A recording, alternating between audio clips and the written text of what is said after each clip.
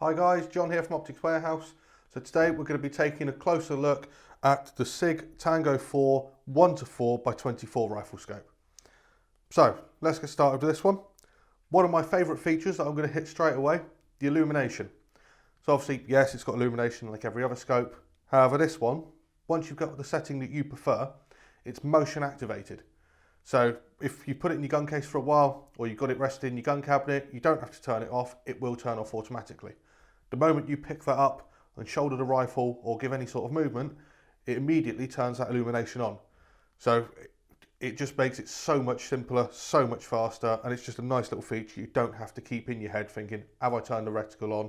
Is it going to be lit up in the correct place for me when I'm ready to take my shot? It's just there and on it straight away.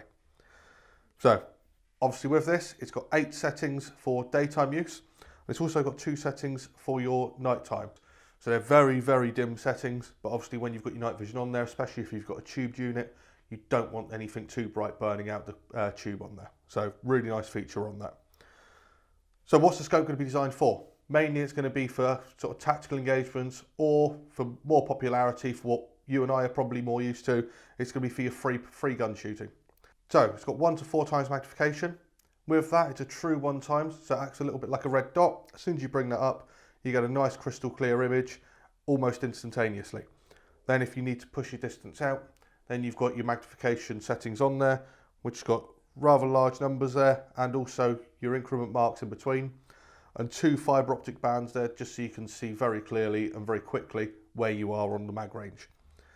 So with this scope, you've got 3 different reticles. You've got one designed for your BDC on a 5.56.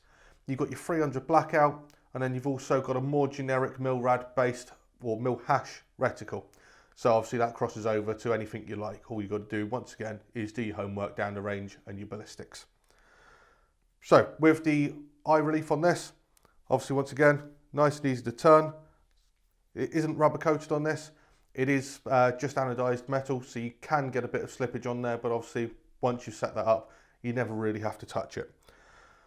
Obviously parallax, this doesn't have parallax, it is set at 100 yards. When you've got it on one mag, you will be able to see nice and close without any sort of fuzziness on there. You just will suffer a bit of parallax error. But for the disciplines you're going to be using this for, it doesn't really make too much of a difference in my opinion.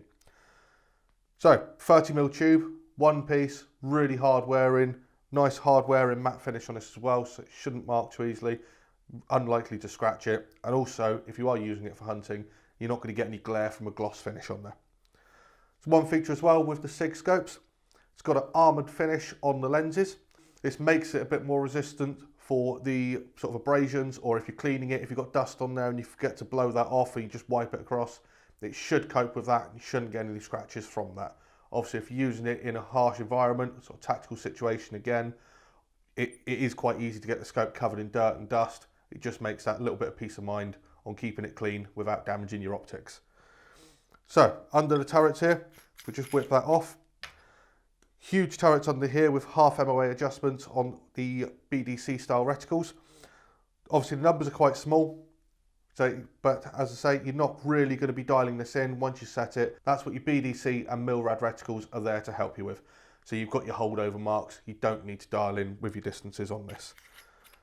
So that sums up the Sig Tango 4 1:4 by 24. Obviously there's plenty more scopes in the Sig Tango 4 range and other Tango ranges. Obviously if you want to know any more, or you want us to go into more depth of any others, please feel free to give us an email, drop us a call, and thanks for watching.